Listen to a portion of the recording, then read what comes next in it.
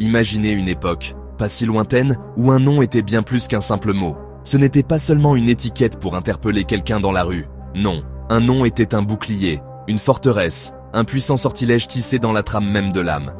Dans le grand théâtre de l'Europe du 19e siècle, les batailles n'étaient pas seulement menées avec des canons et de la cavalerie, mais avec des murmures et des identités. Connaître le vrai nom de quelqu'un, c'était détenir la clé de son destin, posséder une part de son esprit. C'était une ère où les secrets étaient la monnaie la plus précieuse, et le secret le plus gardé de tous était celui que l'on vous donnait à la naissance.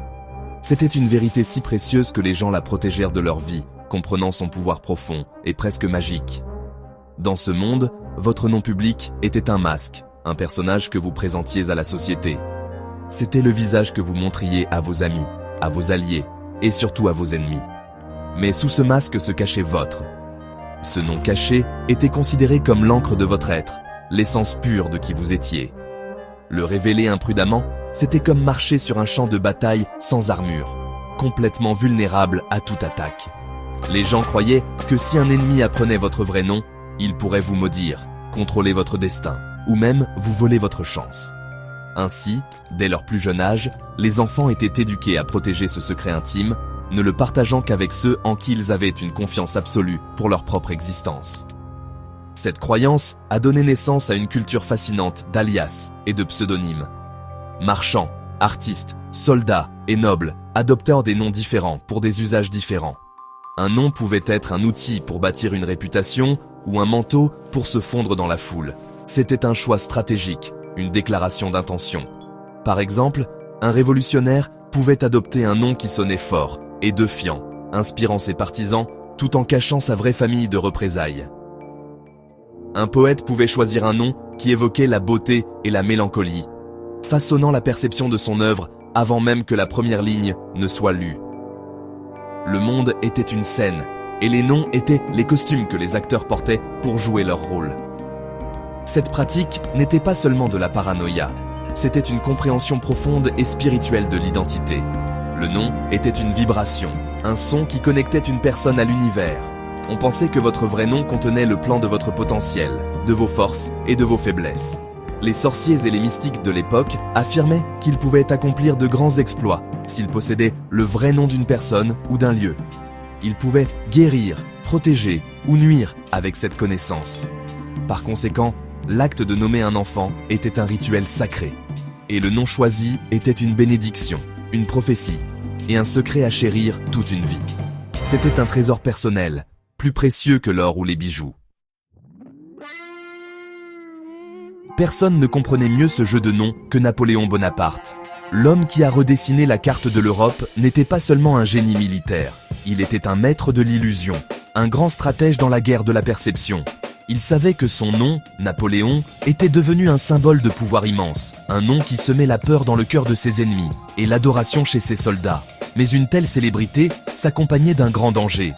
Des assassins rôdaient dans chaque ombre, et les empires rivaux cherchaient de la moindre faiblesse à exploiter. Pour se protéger, Napoléon n'a pas construit de mur plus haut. Il a bâti un labyrinthe d'identité, devenant un empereur des ombres, qui était partout et nulle part à la fois. Sa stratégie était brillamment simple mais incroyablement efficace. Il a créé des doubles. C'étaient des hommes qui lui ressemblaient par la stature et la manière, entraînés à imiter sa démarche, ses gestes, et même la façon dont il tenait son chapeau. Chacun de ces doubles recevait un faux nom, une identité soigneusement élaborée avec une histoire fabriquée de toutes pièces. L'un pouvait être connu sous le nom de Monsieur Dubois, un marchand discret traversant l'Autriche. Un autre pouvait être le capitaine Rochambeau, inspectant une garnison lointaine. Ces leurs étaient envoyés en mission, apparaissaient lors de fonctions publiques et voyageaient dans des carrosses impériaux, attirant l'attention des assassins et des espions potentiels. Pendant que ses ennemis poursuivaient des fantômes, le vrai Napoléon pouvait travailler en sécurité, planifiant son prochain mouvement. Cette multiplication de son identité était plus qu'une mesure de sécurité, c'était une arme psychologique. Elle créait une aura d'omniprésence autour de l'empereur. Des rapports faisaient état de Napoléon vus dans 2 villes différentes, le même jour, alimentant les rumeurs qu'il possédait des capacités surnaturelles. Était-il un homme ou quelque chose de plus ? Cette incertitude déconcertait ses adversaires. Ils ne pouvaient jamais être sûrs si l'homme qu'ils observaient était le véritable empereur ou simplement un leurre. Ce doute constant semait la confusion et la paranoïa dans les rangs ennemis, rendant presque impossible de planifier une frappe efficace contre lui. Napoléon, le maître marionnettiste, tirait les ficelles derrière un rideau de mensonges soigneusement construit. Le vrai nom, Napoléon di Buonaparte, le nom corse original de sa jeunesse, est devenu son secret ultime. C'était le noyau de son être, le nom connu seulement de son cercle le plus intime et de sa famille. Il en comprenait le poids mystique. Tandis que le monde connaissait Napoléon, le grand et puissant empereur, il gardait le Buonaparte caché, comme un talisman de ses origines et de son vrai moi. Il croyait que tant que cette identité essentielle resterait intacte et inconnue de ses ennemis, son esprit, sa ou sa chance, ne pourrait être brisé. Les doubles et les faux noms étaient les couches extérieures de l'oignon, et il s'assurait que personne n'atteindrait jamais le centre.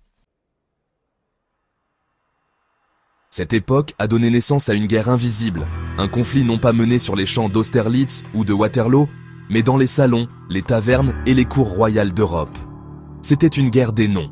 Les espions ne volaient pas seulement des plans militaires, ils chassaient de les vrais noms. La plus grande prise d'un agent n'était pas une carte des fortifications ennemies, mais le nom de naissance d'un général ou d'un ministre rival. Avec cette information, ils croyaient pouvoir saper leur autorité, créer un scandale politique en révélant une humble origine, ou même engager des mystiques pour leur jeter des sorts. L'air était épais de tromperies, et personne ne pouvait être pris au pied de la lettre. Le champ de bataille était un tourbillon de confusion, délibérément attisé par des maîtres espions comme le ministre de la police de Napoléon, Fouché. Les imposteurs étaient partout. Un homme se présentant comme un officier prussien déserteur pouvait être un agent français diffusant de la désinformation. Une femme se présentant comme une noble espagnole pouvait être une espionne anglaise, écoutant des secrets dans les salons de Paris. Ces agents vivaient entièrement sous de fausses identités, parfois pendant des années, leurs vrais noms enfermés dans un dossier secret, ou, plus souvent, seulement dans leur propre mémoire. Leur vie était une performance constante, un équilibre dangereux, où un lapsus pouvait conduire à leur démasquage et à leur exécution. La signification spirituelle de cette guerre ne peut être surestimée. Les gens de l'époque croyaient profondément qu'un nom était un conduit vers l'âme. Salir le nom de quelqu'un, c'était attaquer son essence même. Des campagnes de propagande étaient lancées qui ne visaient pas les actions d'une personne, mais l'impureté de son nom. Des rumeurs étaient répandues selon lesquelles le vrai nom d'un commandant ennemi était lié à une famille de traîtres ou d'hérétiques. Ce n'était pas seulement de la calomnie, c'était perçu comme un moyen d'affaiblir spirituellement un adversaire, de rompre sa connexion à la bonne fortune et à la protection divine. Dans ce contexte, un nom n'était pas seulement un mot, c'était une entité vivante, avec un pouvoir qui pouvait être nourri ou détruit. Napoléon prospérait dans ce chaos qu'il avait contribué à créer, tandis que ses ennemis étaient occupés à poursuivre ses doubles et à essayer de démêler la vérité d'une mer de mensonges. Il avait toujours plusieurs coups d'avance. Il utilisait cette guerre invisible à son avantage, nourrissant ses rivaux de fausses informations par l'intermédiaire d'agents aux identités convaincantes mais factices. Il inventait même des conspirations entières, avec une distribution de personnages fictifs pour distraire ses adversaires et les envoyer sur de fausses pistes. La guerre des noms était son théâtre d'opération préféré, un endroit où sa ruse et son imagination étaient ses armes les plus puissantes, bien plus mortelles que n'importe quel canon. Toute guerre, même invisible, doit finir par prendre fin. Pour Napoléon, le tournant ne fut pas une grande bataille, mais un moment de profonde vulnérabilité et de force. Après sa défaite finale et son exil sur l'île désolée de Sainte-Hélène, il fut dépouillé de ses titres, de son empire et de son pouvoir. Ses ennemis, les Britanniques, le désignaient avec dérision comme le général Bonaparte, refusant de reconnaître son statut impérial. Ils pensaient qu'en lui ôtant le nom de Napoléon, il pourrait diminuer l'homme, réduisant la légende à une simple note de bas de page historique. Ils avaient tort. C'est dans ce moment de perte ultime qu'il choisit de révéler son plus grand secret. Isolé du monde, n'ayant plus rien à perdre, Napoléon décida de reprendre possession de sa propre narration. Il commença à dicter ses mémoires. Dans ses conversations, il fit quelque chose d'extraordinaire. Il parla non seulement de Napoléon l'empereur, le personnage public, mais de Napoléon di Buonaparte, le jeune homme de Corse. Il dévoila son vrai nom, son nom d'origine. Il rejeta tous les masques, tous les doubles, tous les pseudonymes stratégiques. Il se tint métaphoriquement nu devant l'histoire, offrant non pas le mythe, mais l'homme. Ce faisant, il déclara que son identité n'était pas liée à un titre ou à une couronne, mais au noyau inébranlable de qui il avait toujours été. Ce fut son dernier et plus puissant acte de défi. En révélant son vrai nom, il mit fin à la guerre des noms à ses propres conditions. Il montra à ses geôliers et au monde qu'il ne pouvait pas le détruire en lui ôtant ses titres, car son essence n'était pas dans le nom d'empereur, mais dans l'esprit de l'homme lui-même. Il démontra que le vrai pouvoir ne vient pas d'un nom que vous donnent les autres, mais de l'identité que vous connaissez et acceptez en vous-même. La mystique n'était pas dans l'alias, mais dans le moi authentique qui avait été caché sous tout cela depuis le début. Il ne jouait plus le jeu des ombres. Il devenait un témoignage de la résilience de l'esprit humain. Cette histoire nous laisse une leçon intemporelle et inspirante. Comme Napoléon, chacun de nous possède un nom secret. Ce n'est pas un mot murmuré à la naissance, mais l'essence unique et immuable de qui nous sommes. C'est notre identité fondamentale, notre vérité privée, protégée des jugements et des attentes du monde. À une époque où l'on nous demande constamment de nous définir par des étiquettes et des profils, il est plus important que jamais de se souvenir de ce sanctuaire intérieur. Votre vrai moi est votre plus grande source de force. Connaissez-le, protégez-le, et puisez-y votre pouvoir, car c'est un empire que personne ne pourra jamais vous enlever.